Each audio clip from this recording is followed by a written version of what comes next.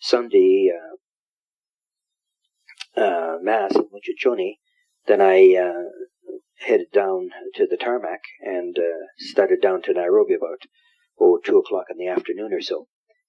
And I got down maybe 10 kilometers just past Igoji in there, and I was just didn't have power and with the vehicle, with the truck.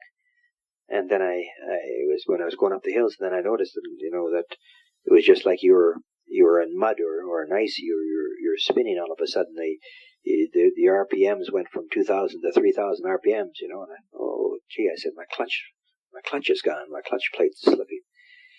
So I thought, oh boy, this is not good. So I decided to turn around and to come back, and I just made it back to Kanyakini there, right on the highway. Climbing the last back hill there, I was down to about 10 kilometers an hour there in first gear, just trying to get enough traction on the clutch to be able to make it back. So I left it there, the vehicle there, and phoned down to South Africa and tell them I wasn't coming, and to Bill as well, just to say that I was never got away, to phone back up to Kionyo here. So the next day we got a mechanic and his friend to come out from Kobo, about 10 kilometers down the road toward Meru town, and they came out and took it apart. They got all the whole muffler system off and the gearbox and everything, and got into the clutch plate. They got it off, and then we went into town, picked up a new part, and came back out. And they worked away, and they finally got it together at 5:30 at night. So it was an all-day job. They started at 9:30 in the morning until 5:30. But eventually that vehicle is going to be in good working order. I think we've put quite a few repairs onto it now. One huge repair in December there with the cylinder head. But these other things that we've done since then, in January now, I put two springs in the front, because I was always when you're hitting the potholes, you're bottoming out all the time, or hitting solid onto the frame kind of thing. So I put two leaf springs in, and that really helped.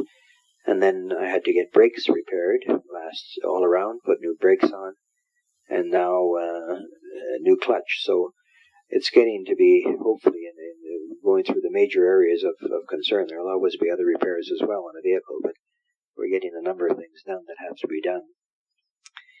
And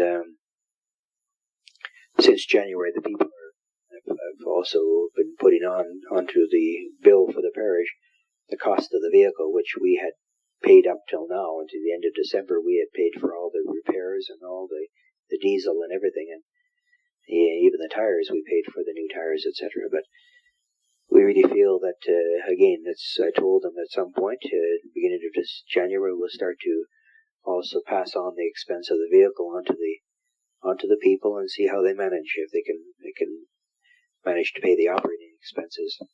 We still aren't ourselves taking a stipend for our work, or even we're still paying for our portion of the food. But gradually the parish is coming and beginning to accept more responsibility for things, and that's important, because otherwise you're setting up a false situation that's dependent on the outside for even operating, and that's not good, because then you'd never be able to get it set up in such a way that a diocesan, young diocesan priest could come in here and live, because he wouldn't have the access to outside funds from out of the country. So that's not fair to others who might come later. You have to sort of see if you can operate with the monies that they can provide.